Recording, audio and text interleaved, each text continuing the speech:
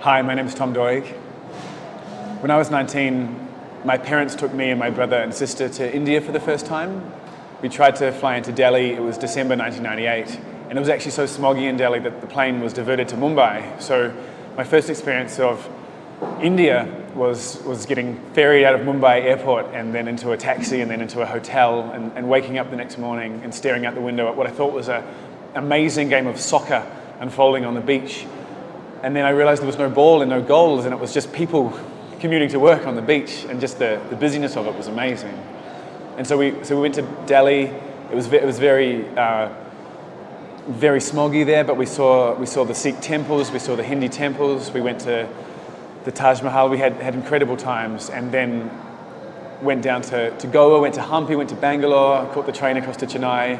I remember one of my favorite memories is of being in Chennai with my dad and convincing him to go see a Tamil movie with me.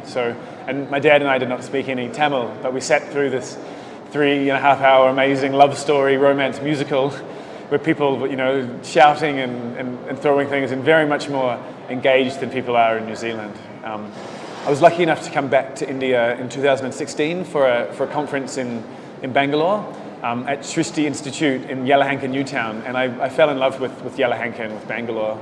I loved the quiet, peaceful suburbs around there. I mean, Bangalore is wonderful. It's pretty big and pretty crazy, but Yelahanka was so fun and quiet that I could buy a bicycle and cycle around and go down the little side streets. And I fell in love with I found the food amazing, like the curries, the kind of Kerala style, Karnataka style, Hyderabadi style, and then the paratha was just so amazing. Like I thought I'd had paratha before in Australia and New Zealand, but not paratha like this, like with, I don't know, proper flour, proper ghee, proper oil, or just the stuff inside them. And I became very obsessed with eating paratha. I dreamed for a while of getting a job at a university in Bangalore and moving to Yelahanka, Newtown. I could very much see myself writing books in those leafy suburbs. But I didn't actually know if I'd make it back to Bangalore or India for that matter, and I was so happy when the Asia Pacific Writers and Translators Conference, when I found out that was in Bangalore again, and I could come back to Bangalore. So I'm here for the conference. I did a keynote today to by far the biggest audience I've ever spoken to. It was, I don't know if it was 400 or 500 or 600 people, but it was an amazing experience for me, and it seemed like people were happy to hear my strange Western foreigners take of your amazing country, your amazing cities. And I'm actually, once the conference finishes up, I've actually booked a little Airbnb in Yelahanka, Newtown, and I'm just going to go and chill out and eat paratha and biryani and dosa and just enjoy being in Yelahanka. And if I'm lucky, I'll buy a second-hand bike and cycle around a bit. And so, thank you. I love it here. Bahut acha.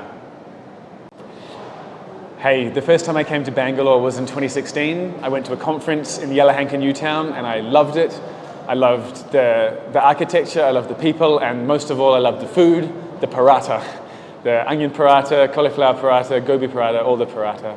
I dreamed about moving to Bangalore and into Yelahanka, but it hasn't happened yet. But then I was so happy to be invited back to Bangalore this year and to come to Alliance University and to do a talk about my travels and my silly travel stories, and to reflect back to Bangalore and to India some of the great times and experiences I've had in Bangalore and Delhi, in Chennai, and most of all, eating paratha.